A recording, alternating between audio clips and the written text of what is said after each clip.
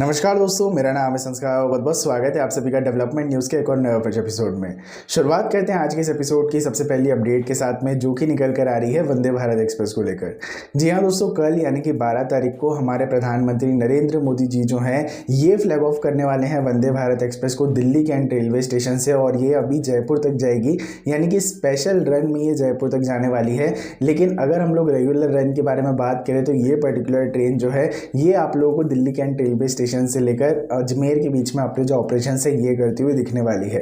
अब ये जो वंदे भारत एक्सप्रेस है ये अपने आप में ही काफ़ी ज़्यादा स्पेशल रहने वाली है, क्योंकि इसके पहले जो वंदे भारत एक्सप्रेस लॉन्च हुई थी रानी कमलापति वाली, वो भी काफ़ी ज़्यादा स्पेशल थी, क्योंकि वो पहली वंदे भारत एक्सप्रेस थी जो कि 160 kmph की स्पीड को क्लॉक कर सकती थी, और वो भी ऑन ट्रैक। लेकिन ये पर्टिकुलर वंदे भारत एक्सप्रेस जो है ये इसीलिए काफ़ी ज़्यादा स्पेशल है क्योंकि ये इंडियन रेलवेज की पहली हाई राइज पेंटोग्राफ पर चलने वाली वंदे भारत एक्सप्रेस जो है ये रहने वाली है। इसकी कुछ पिक्चर्स जो है अभी आप लोग अपनी स्क्रीन के ऊपर भी देख सकते हैं कि किस तरह से वंदे भारत एक्सप्रेस का जो पेंटोग्राफ है ये एकदम ऊपर है, और जो हमारी OHE लाइन है इससे लगा हुआ है।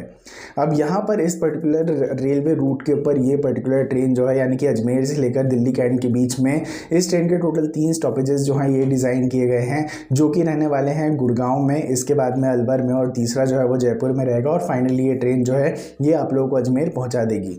करेंटली इस रूट के ऊपर जो फास्टेस्ट ट्रेन थी वो थी शताब्दी एक्सप्रेस, लेकिन अब वंदे भारत एक्सप्रेस जो है ये शताब्दी से भी 1 घंटा कम लेगी, और आप लोग यहाँ पे अजमेर से लेकर हमारा जो दिल्ली कैंट रेलवे स्टेशन है यहाँ पर काफ़ी ज़्यादा कन्वीनियंटली और फास्ट तरीके से ट्रैवल कर पाएंगे।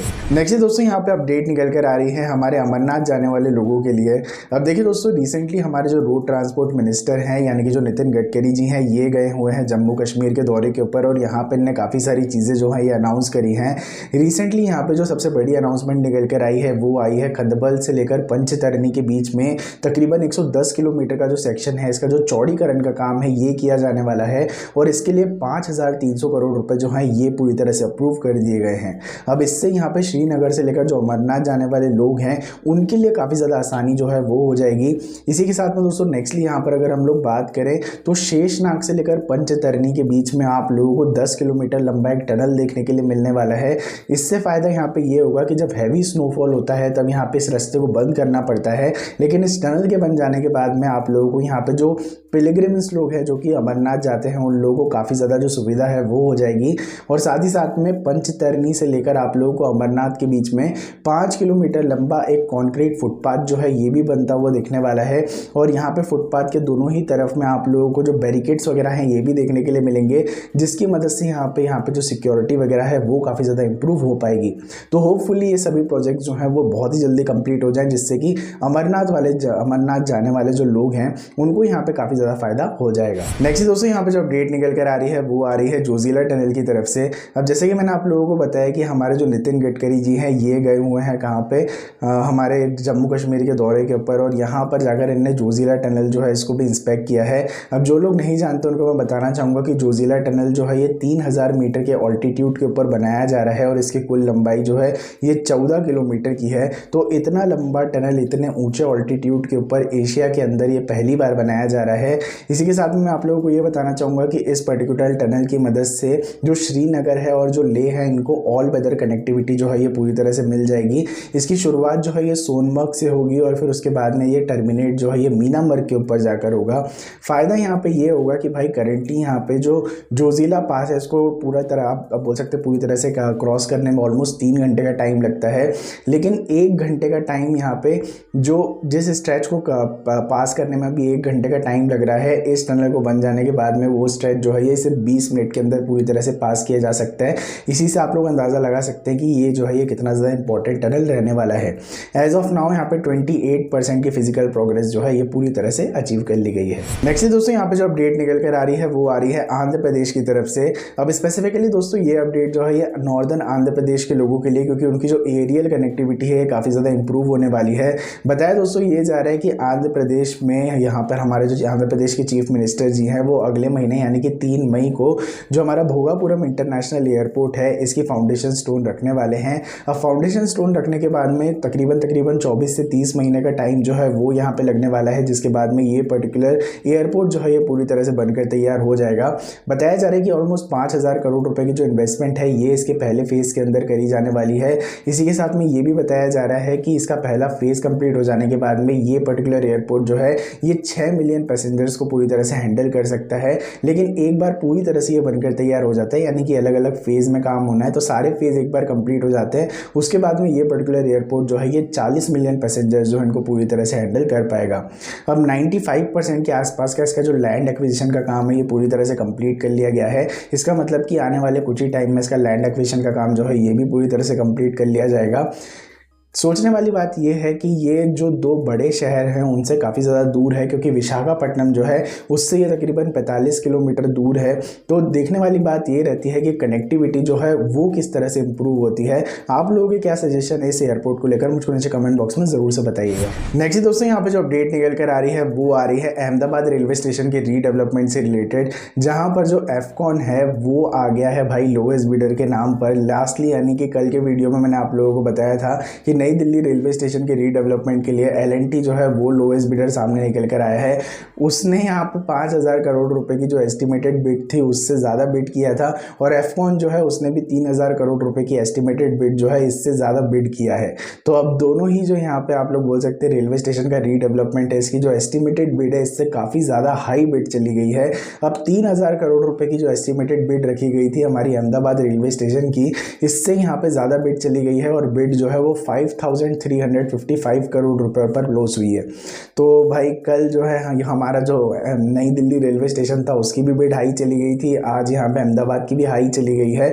तो अब यहाँ पे RLDA जो है यानी कि रेल लैंड डेवलपमेंट अथॉरिटी जो है उसको यहाँ पे थोड़ा सोचना पड़ेगा, थोड़ी प्लानिंग प्लॉटिंग करना पड़ेगी कि किस तरह से सारी चीज़ों को देखा जाए, क्योंकि भाई इतना ज़्यादा हाई बजट हो जाता है तो उसके बाद में तो मेरे ख्याल से अप्रूवल लेना पड़ेगा। एक स्टेशन होता तो शायद मैनेजेबल होता, लेकिन दोनों ही स्टेशन जो है वो ओवर बजट जा रहे हैं, तो हो सकता है कि यहाँ पर अप्रूवल वगैरह जो है वो गवर्नमेंट से वापस से लेना पड़ेगा।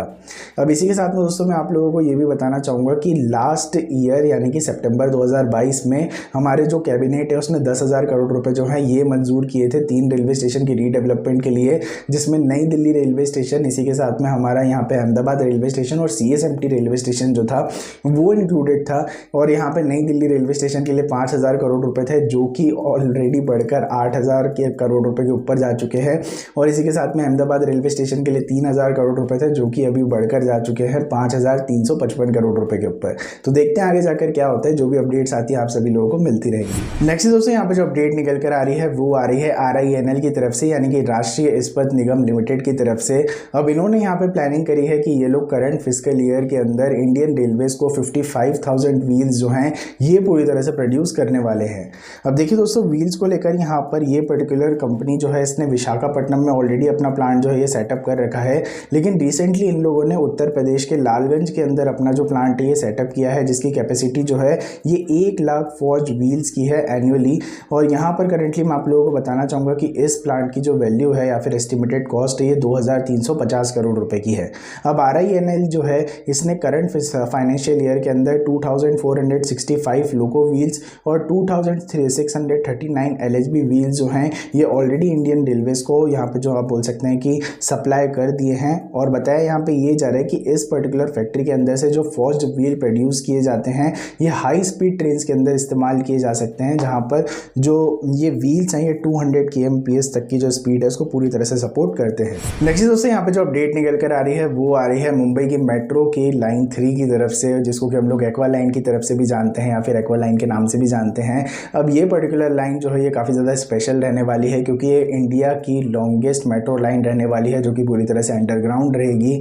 अब इसकी यहाँ पे जो अपडेट निकल कर आई है प्रोग्रेस की, उसके बारे में अगर हम लोग बात करें तो इसका जो पहला फेज़ है जिसको कि अरे से लेके BKC के बीच में बनाया जा रहा है, इसकी जो प्रोग्रेस है ये 86% के आसपास जो है ये पूरी तरह से पहुँच चुकी है। और BK से लेकर यहाँ पे कफ परेड के बीच का यहाँ पे जो पूरा आप बोल सकते हैं कि एरिया है, इसकी जो प्रोग्रेस है ये 76% पर पहुँच चुकी है। यानी कि ओवरऑल प्रोग्रेस के बारे में अगर हम लोग बात करें तो ओवरऑल इस मुंबई मेट्रो की जो लाइन 3 है इसकी जो प्रोग्रेस है ये 80% पर पहुंच चुकी है। तो होपफुली आप लोगों को बहुत ही जल्दी मुंबई मेट्रो की जो लाइन 3 है यहाँ पर जो सर्विसेज हैं ये शुरू होती हुई दिखेंगी।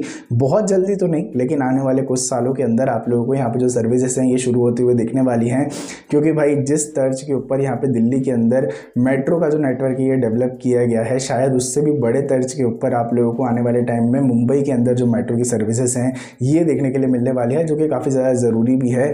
और आने वाले टाइम में जैसे ही यहाँ पर मेट्रो की सर्विसेज बढ़ती हैं वैसे वैसे यहाँ पर हम लोगों की जो लोकल ट्रेन है उनके ऊपर से काफ़ी ज़्यादा जो लोड है वो आप लोगों को कम होता हुआ दिख जाएगा।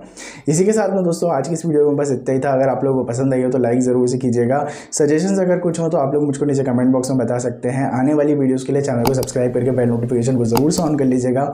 बहुत ही जल्दी मिलेंगे एक और नए फ्रेश वीडियो के साथ में, तब तक के लिए ध्यान रखिए अपना। Be a traveller, be a explorer. जय हिंद, जय भारत, वंदे मातरम।